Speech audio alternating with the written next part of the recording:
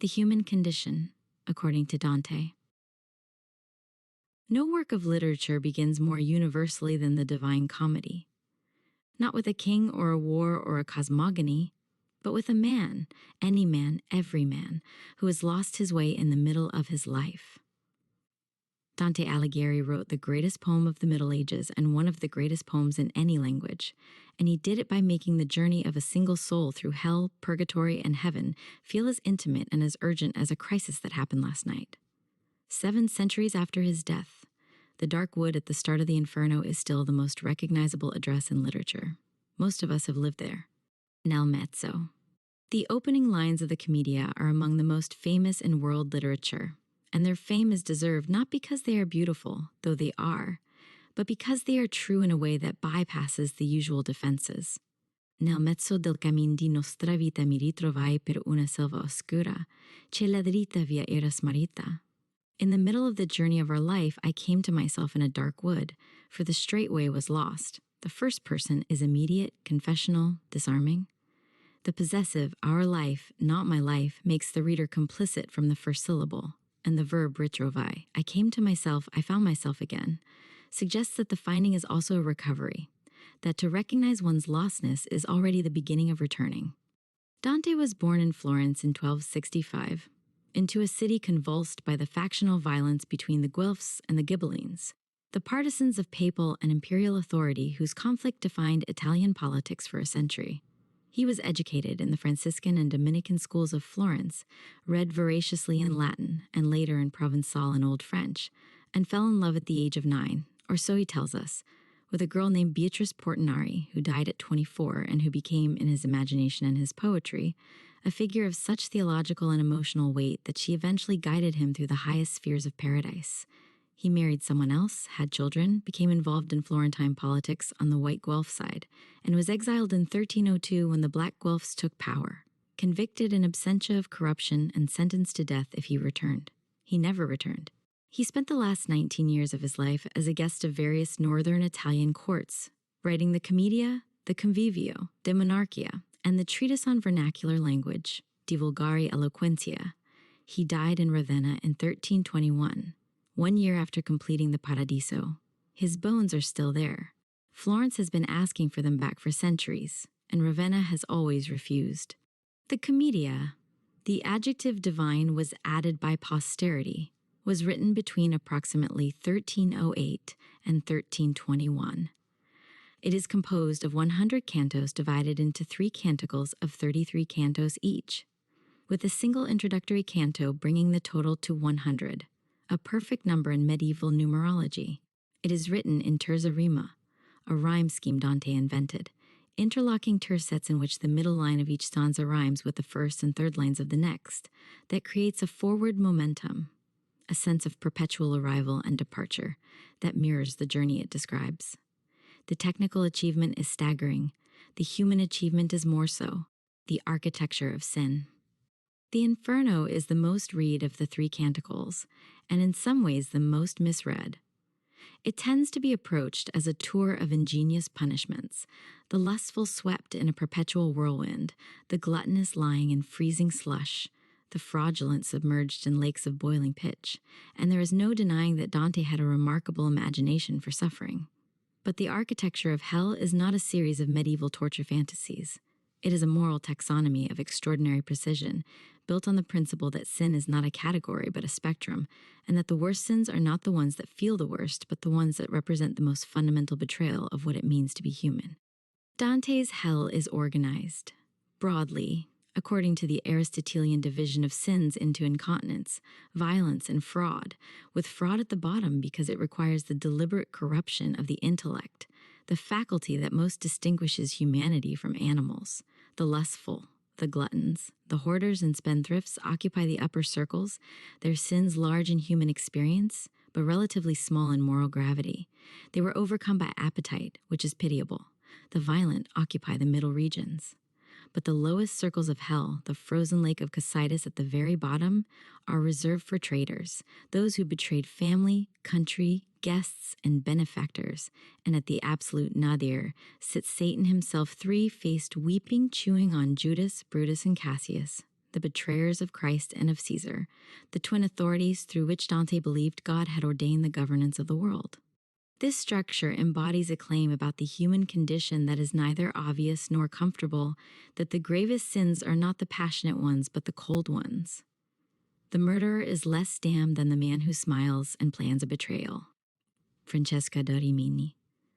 Reading with her lover Paolo the story of Lancelot and Guinevere, and finding in the story the excuse for what both of them already wanted, is in hell, but in the second circle, blown on a wind she cannot resist, and Dante famously faints with pity when she tells him her story. She is pitiable because she was overcome. The fraudulent and the treacherous are not overcome. They chose. Francesca's canto is the poem at its most psychologically complex, and at its most self-aware. She is seductive and self-pitying and not entirely honest about her own responsibility. And Dante, the pilgrim, not the poet, falls for it completely, swooning with sympathy for the woman whose story she is told in some of the most beautiful lines in the poem. The poet Dante, who arranged Francesca's damnation and gave her those beautiful lines to speak, is doing something more complicated, showing us how sin persuades, how it narrativizes itself, how it borrows the language of romance and inevitability to make the choice seem like no choice at all. The pilgrim's pity is real and human and understandable, and it is also, the poem quietly insists, a little naive. The most human canticle. The Purgatorio is the least read of the three canticles, and I would argue the greatest. It is certainly the most human. Hell is static, the damned are fixed in their punishments, unchanged and unchangeable, defining themselves forever by the worst thing they ever did. Paradise is static in a different way. The blessed are in a state of completed joy, their natures fulfilled, their desires satisfied. But purgatory moves. The souls there are in process, working through the consequences of their sins under the guidance of love, ascending a mountain toward the Garden of Eden at its summit. They change. They suffer, but their suffering has purpose and end. They are, in the most precise sense, on their way somewhere. Dante arrives on the shores of Purgatory at dawn, after the darkness of hell, and the shift in register is immediate and startling. The light is real. The air can be breathed. The souls are not being punished exactly, they are being purged, which is different. The suffering is chosen, accepted, understood as necessary and temporary. On the ledge of the proud, souls walk bent under enormous stones, reciting examples of humility. On the ledge of the envious, their eyes are sewn shut with wire. On the ledge of the wrathful, they move through blinding smoke. But these are not torments imposed from outside. They are, in a profound sense, the logical extension of the sins themselves, experienced now with full consciousness and the will to be free of them. The theological distinction Dante is drawing is between punishment and penance, between suffering that simply costs and suffering that transforms. The Purgatorio is a poem about the possibility of becoming different from what you have been, about the human capacity for change that hell has foreclosed and heaven has superseded. It is, in this sense, the canticle most relevant to the ordinary experience of living, which takes place almost entirely in the middle condition, neither damned nor beatified, still capable of going either way, shaped by what we do with our failures. There is a remarkable passage in the 17th canto in which Virgil, Dante's guide through hell and most of purgatory, explains the structure of the mountain by reference to love. All sins, he explains, are distortions of love of something evil, or insufficient love of the true good, or love of the good pursued by means that harm others. Even pride, even violence, even fraud are, in this analysis, forms of misdirected love, and the remedy for each is not the suppression of desire, but its reorientation, its correction. This is one of the most important things the Commedia says about the human condition, that we are not at bottom, creatures of sin or of virtue, but creatures of love, and that the whole question of what kind of life we are living reduces finally to what we love and how. Beatrice Portinari appears in the Commedia as the figure who commissioned Virgil to guide Dante through hell and purgatory, and who herself guides him through the 10 spheres of paradise. She is simultaneously a historical woman who died young in Florence, a theological symbol of divine grace and revelation, and the organizing emotional reality of Dante's imaginative life. That she can be all three things at once without any of the three diminishing the others is one of the extraordinary achievements of the poem, and one of the hardest things about it to explain to a modern reader accustomed to cleaner separations between the personal and the allegorical. Dante first wrote about Beatrice in the Vita Nuova, the prose and verse account of his love for her that he composed after her death in 1290. It is, by any measure, a strange book, part lyric sequence, part spiritual autobiography, part literary theory, and it is the record of a man trying to understand what has happened to him when a feeling for a particular woman becomes something that exceeds the woman, or rather includes her, and extends beyond her into the realm of the metaphysical. The Vita Nuova is where Dante discovers, or invents, or receives the understanding that earthly love, properly followed, leads not away from God but toward him, that the beauty that made him tremble at 9 years old was a reflection of a beauty that had no end. This is the philosophical tradition known as courtly love transformed by Dante into something more theologically serious. And what it produces in the Commedia is a Beatrice who does not replace the woman Dante loved but fulfills her, who is, in the poem's logic, what Beatrice Portinari always was, seen now without the distortions imposed by mortality and desire. When Dante finally sees her in the Garden of Eden, veiled and crowned with olive, his response is described not in terms of romantic recognition, but in terms that recall his earliest sight of her as a child. Conosco I segni dell'antica fiamma. I recognize the signs of the ancient flame. The love that began in a Florentine street when he was 9 years old has become, without ceasing to be itself, the force that moves the stars. The poet of Florence. To read the Commedia without its political dimension is to read half a poem. Dante was exiled for political reasons, and his exile was the wound around which the Commedia is organized. He never forgave Florence. He never stopped caring about it. The poem is saturated with Florentine politics, Florentine personalities, Florentine grief, and with a fury at the corruption of church and empire that has lost none of its heat in 7 centuries. Dante put living people in hell. He put popes there. Boniface VIII, whose machinations were partly responsible for Dante's exile, is assigned a place in the Bolgia of the Simonists before he is even dead, his arrival anticipated with contempt. Nicholas III, already damned for selling church offices, mistakes the approaching Dante for Boniface and begins confessing his sins to the wrong man. The joke is bitter and brilliant. Even in hell, the corrupt popes are too self-absorbed to see clearly.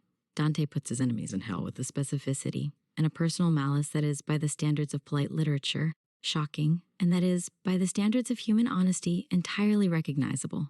He puts people he loved in hell too, which is harder and stranger. His teacher, Brunetto Latini, is among the Sodomites, walking on burning sand, and their meeting is one of the most affecting in the Inferno. Brunetto speaks of Dante's future greatness, gives him advice, and Dante's tenderness for him is unmistakable and total. He does not argue with the damnation. He does not pretend it is not happening. He walks alongside his old teacher until the time comes to move on, and he watches him disappear running back to his companions. And something in the scene is simply true to the experience of loving someone whose life has gone wrong in ways you cannot remedy. This is the quality that separates Dante from the merely doctrinaire. His theology is rigorous and his moral framework is unforgiving. But his sympathy extends further than his framework can comfortably accommodate. He is not comfortable with all his own judgments. He weeps in hell in ways that Virgil occasionally rebukes. He is, as a pilgrim, still learning, still attached to the human scale of things, still capable of being moved by what the scheme of divine justice requires him to regard as settled. The poem holds this tension throughout, between the cosmic architecture that Dante the poet has constructed and the human responses that Dante the pilgrim cannot always suppress. The light at the end. The Paradiso is the canticle that most readers approach with the most difficulty and leave with the most reverence. It is, technically, the hardest. The closer Dante gets to God, the less adequate language becomes, and much of the Paradiso is an account of the failure of language to describe what he is seeing. It is also theologically the most demanding, moving through the 9 spheres of the Ptolemaic cosmos: Moon, Mercury, Venus, Sun, Mars, Jupiter, Saturn, the fixed stars, the prima mobile, before arriving at the Empyrean, the dimensionless realm of pure light where God is. The blessed souls Dante meets there appear as lights, flames, eagles, rivers of fire, a white rose of infinite petals. The imagery is abstract and radiant, and very far from the vivid particularity of the Inferno. And yet the Paradiso contains some of the most beautiful writing Dante ever produced, and its argument about the human condition is perhaps the most radical the Commedia makes. What Dante finds at the center of everything, at the end of the journey, at the heart of the universe, is not judgment or law or power, but love. L'amor che move il sole e l'altre stelle, the love that moves the sun and the other stars. This is the final line of the poem, and it is also its founding claim, that the universe is not a mechanism but a relationship, that the force that holds the stars in their courses is the same force that drew Dante to Beatrice in a Florentine street, that desire and gravity are, at the deepest level, the same thing. This is a vision of the human condition that is the precise inverse of the nihilistic. It says that our longing for beauty and connection is not an embarrassing surplus of biology, but a participation, however imperfect and misdirected, in the fundamental dynamic of reality. It says that when we love well, that is truly without possessiveness, without the distortions of pride or envy or lust, we are moving in the same direction as the cosmos. It says that the dark wood at the beginning of the poem and the rose of light at its end are not opposites but stages of the same journey. Whether one shares Dante's theological commitments, his Catholic cosmology, his conviction that the institutional church was the body through which divine grace flowed even when the church's officials were corrupt, his belief in hell as a permanent condition, the vision has a force that exceeds its doctrinal frame. It is possible to read the Commedia without believing in God and still feel the force of its central claim, that the question of what we love and how is the most important question we can ask, and that the answer to it is the whole of our life. The language he made. There is one more thing that must be said. Dante wrote the Commedia in Italian, the Tuscan vernacular, the language of the streets and markets of Florence, at a time when any serious intellectual or literary work was expected to be in Latin. He defended this choice in De Vulgari Eloquentia, arguing that the vernacular was not an inferior substitute for Latin, but a living language with its own dignity and expressive range, capable of bearing the highest literary ambitions. The Commedia proved the case beyond argument. It is the founding document of the Italian literary language. Every writer who came after it, in Italian, was working in the world it made. This matters for the human condition argument because it is a claim about who literature is for. Latin was the language of clerics, scholars, and the educated elite. Italian was the language of everyone else, of merchants and craftsmen and women and the unlettered, the people who would never read Virgil in the original, but who could, given access to a text or a reader, follow a man through hell in the language they spoke at home. Dante wrote the Commedia for everyone who was lost in the dark wood, and he wrote it in the language in which they were lost. That this universal ambition was carried in the most technically accomplished poem of the medieval period. That the most demanding and the most accessible impulses turned out to be the same impulse is, perhaps, the final thing the poem teaches about what the greatest art can do. 7 centuries on, the dark wood at the beginning is still there.